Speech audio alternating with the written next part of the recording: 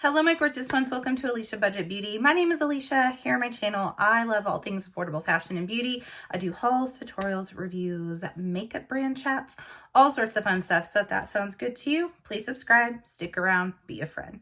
All right, you guys, I thought it would be fun to revisit my list from this time last year, where I let you guys know the brands, the beauty brands that I wanted to try in the year of 2023. And let you guys know if I ended up trying those brands and what I thought about them.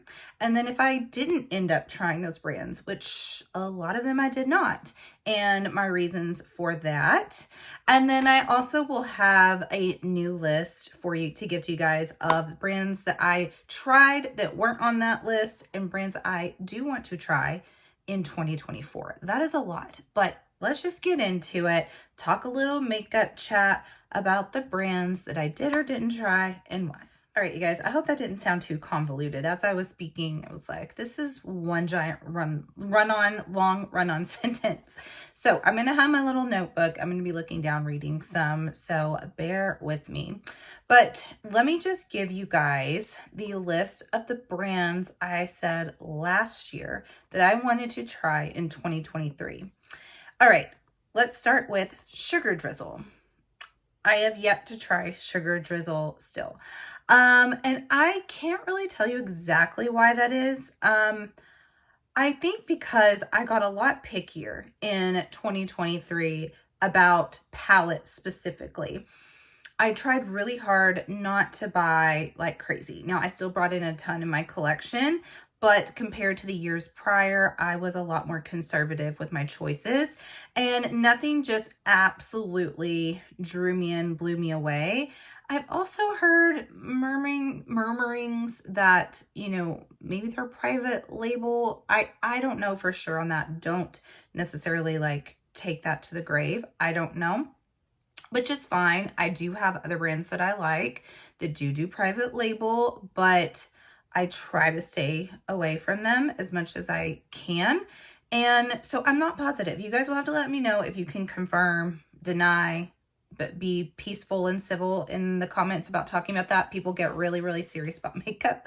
So anyway, I'm not saying I still won't. I'm just looking for that right palette from them.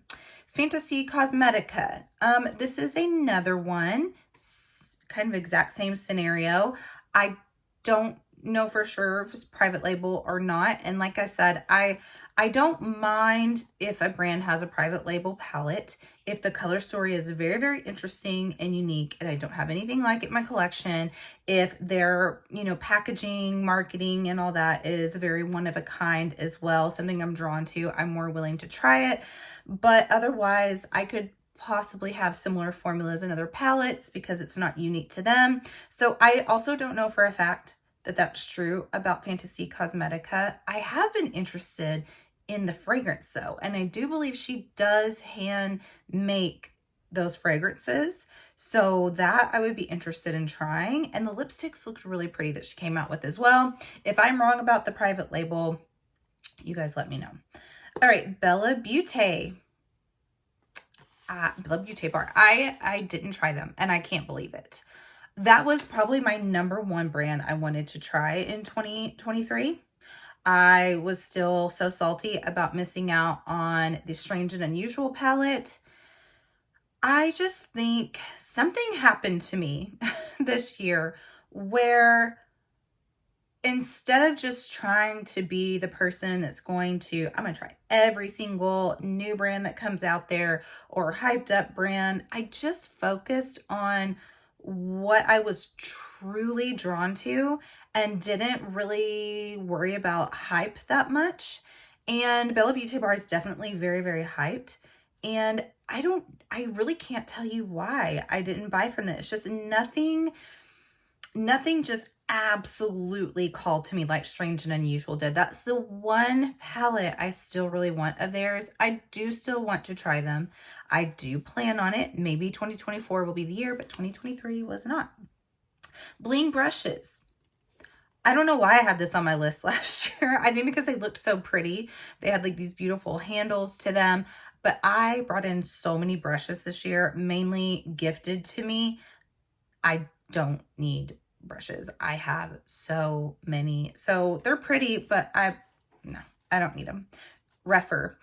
Now, Rephr brushes, I know, are like the top of the top. They're supposed to be the best. I still would like to try Rephr brushes just to see if it truly changes how eyeshadow is applied, if it looks more professional and blended out. I mean, heck, what I have on my eyes today, I mainly used my finger to apply. They're loose pigments from Silk Naturals. It's so easy to use for pigments. And I mean, I used my finger mostly for this. So sometimes I think, do we really need these expensive brushes? Are they absolutely necessary? And that's why I haven't gone ahead and purchased those, but one day I probably will try them. Queen's Cosmetics. I really thought I would jump in and try this brand. I know I talked about it last year, but the owner has a very compelling backstory about being paralyzed in a road rage incident shooting. Then she just really made something for herself in the beauty world. Her glosses are definitely what catches my eye the most that I really want to try. And I kind of forgot to look at those during Black Friday. Had I remembered, I'm sure I would have purchased them. Completely forgot, but maybe I'll remember in 2024. Inslee Rain Cosmetics. Okay.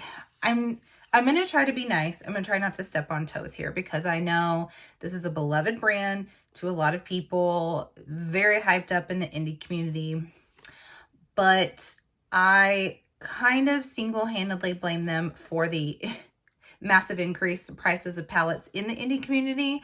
And it just kind of frustrates me. It really, really does. I don't know the owners. I've never tried the formula, so I'm not talking about that. I just mean, I think it's overpriced. Even if I haven't tried it, I say it's overpriced. And I know for a fact that some other indie brands have looked to them to increase their prices. They see, well, they're charging $85 for their palette. I used to charge $40 for mine. Now I'm going to charge $65. And I also know that a lot of people have kind of left the indie community as far as purchasing. They're like, it's just gotten outrageous. We can't afford it anymore. And that's really sad because it used to be a place where it was that middle ground, you know, where people didn't want to buy mainstream. They didn't want to buy expensive, but drugstore wasn't interesting enough. So it was all about indie and it was still affordable. And it is really becoming an elitist category for some brands. It's ridiculous how expensive it's getting. And so I don't feel the same way about Inslee Rain Cosmetics anymore. I probably won't try them. I probably won't. And that's my choice. And it's your choice if you love them and want to buy them. But that's just my choice.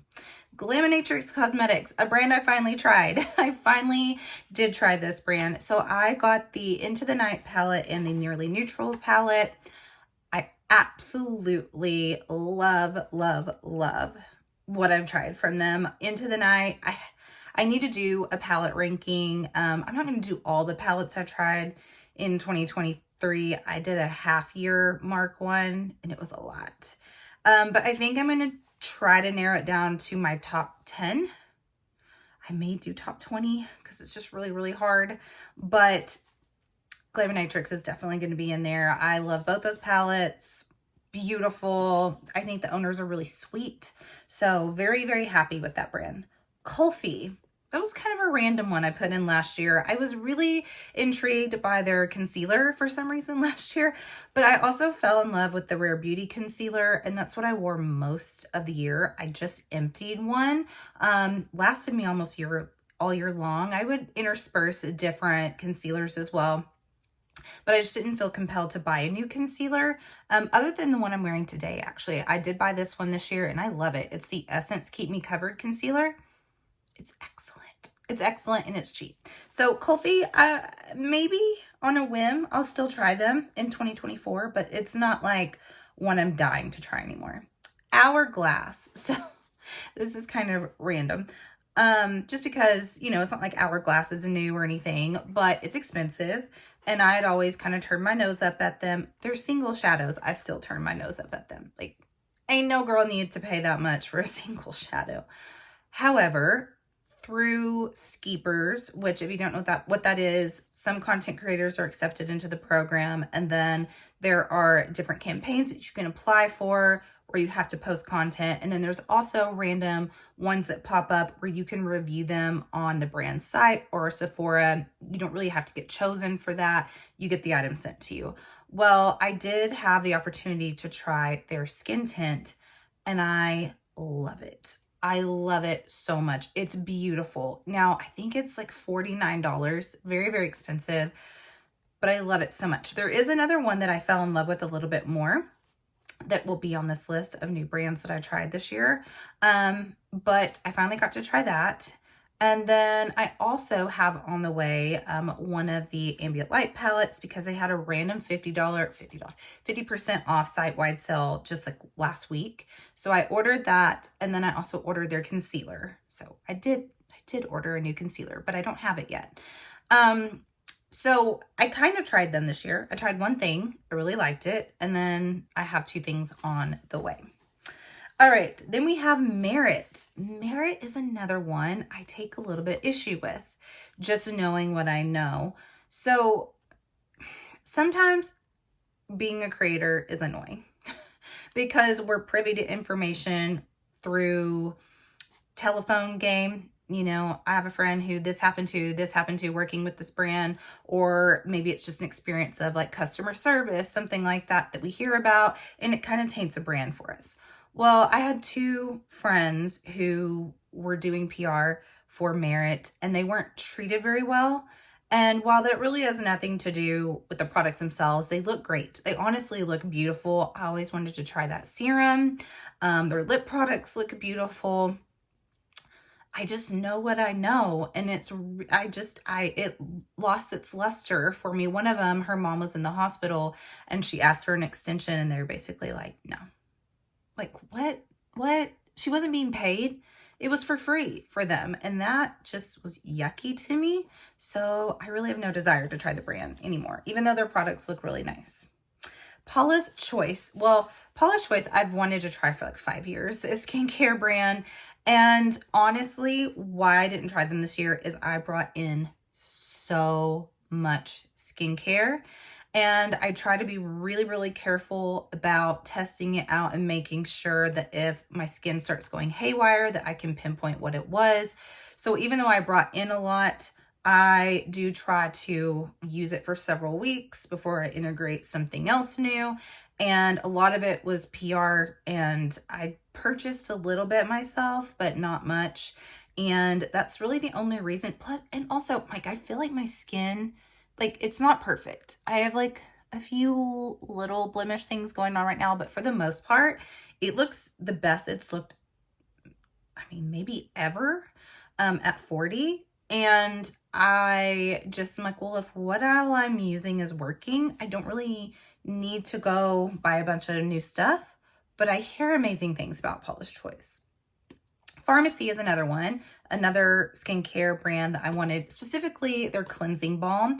Once have finally emptied my Elemis. I do get Elemis in PR, and so just when I'm thinking I'm getting low, a new one comes in. I love that cleansing balm. I have tried also other cleansing oils this year, like the Neutrogena one, a First Aid Beauty one, Pacifica. There's been others that I like, but the Elemis is just my favorite. But I do hear the Pharmacy cleansing balm is really, really good. If I ever run out of my Elemis, I probably will get that, or the Hamish one as well, because I also hear good things about that cleansing balm.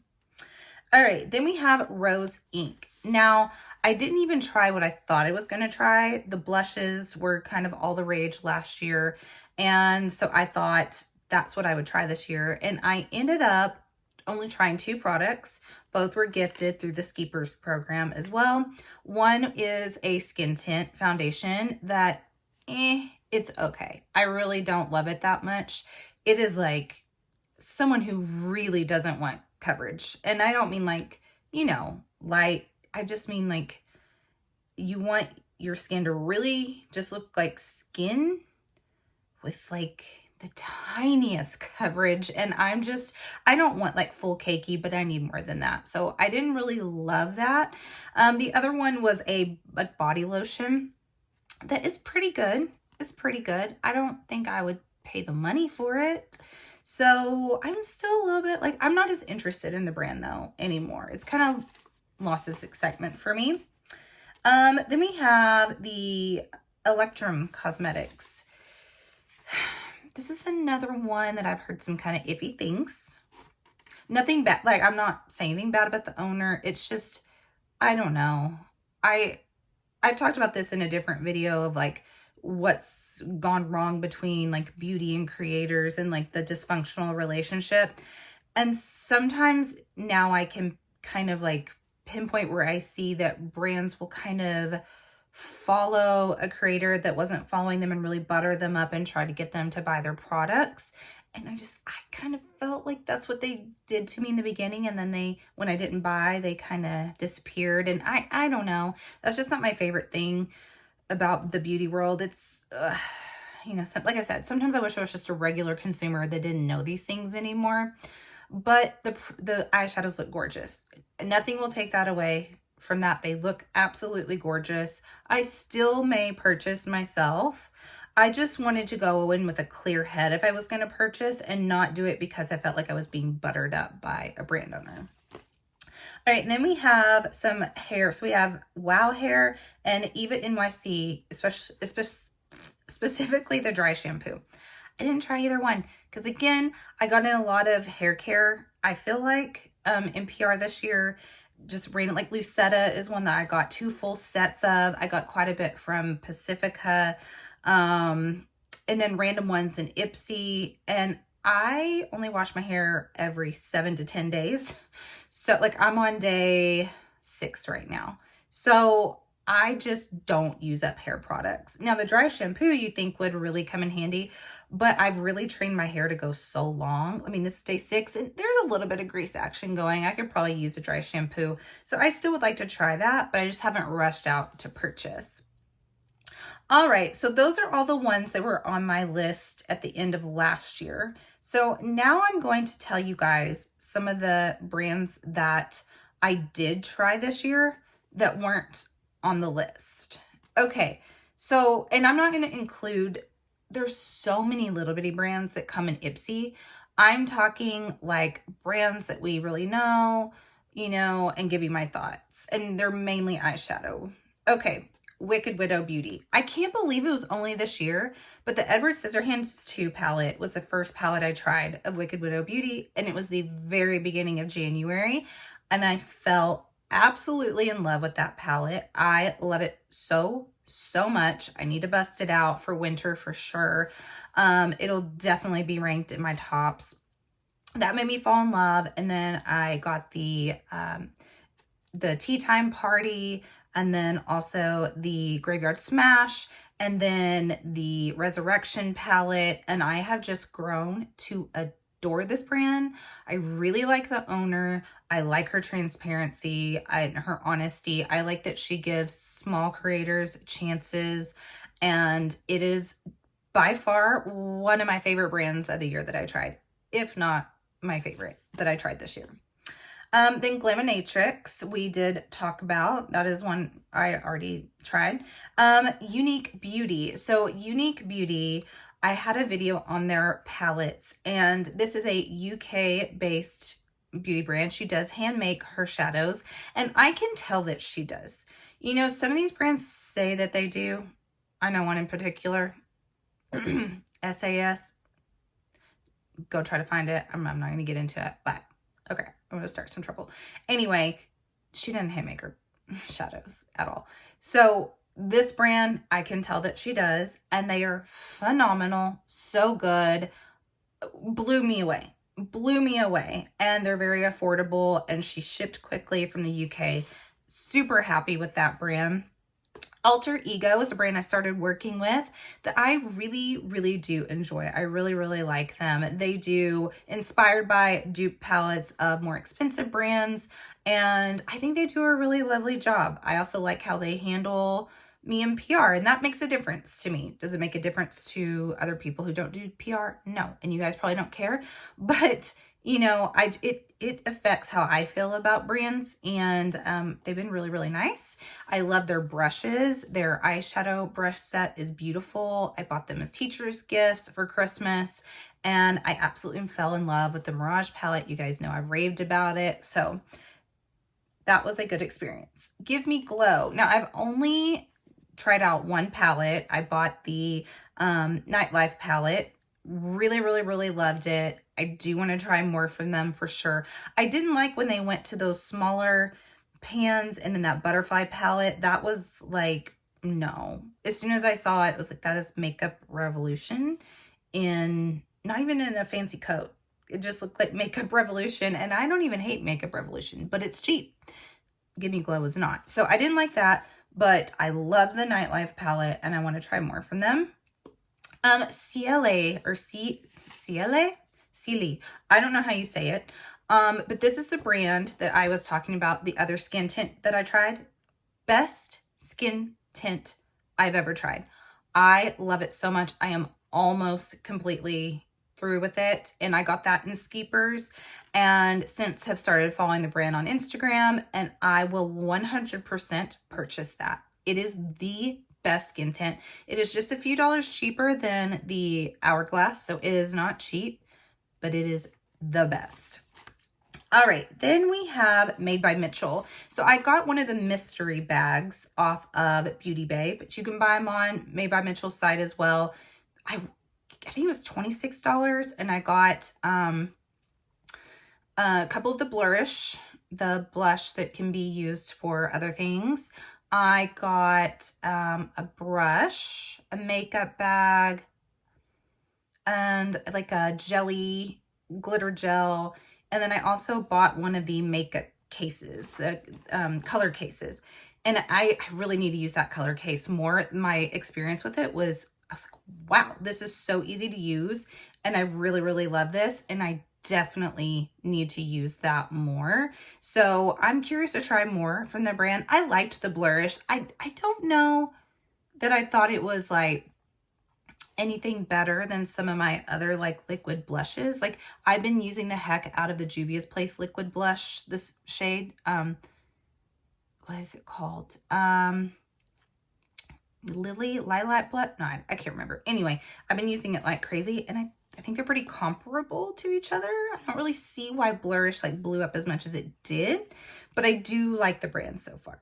Okay, and then the last one, I almost forgot to write them down that I tried this year, is What's Up Beauty. The Dragon Eye palette. You guys know I have talked about that palette in almost every video. I really, really loved it. I think the owner is super, super sweet. She's one that I don't feel like she's baiting me. I mean, she followed me, and she's been very, very nice and very supportive since, but I purchased first, and I didn't feel like I was purchasing because she was trying to convince me to. And I had a great experience with that palette. And now if something comes out that looks nice, I'm probably going to pick it up. All right, moving on now to the brands that I want to try in 2024. And this list is much shorter than last year because I'm not consuming as much as I used to. So we have Artitude Cosmetics, this UK brand. I was so close to picking up the Obsession palette. I still kind of think about that palette. If I didn't have such a large collection and I was into makeup like I am, I would have definitely bought that palette. And I still think it's beautiful.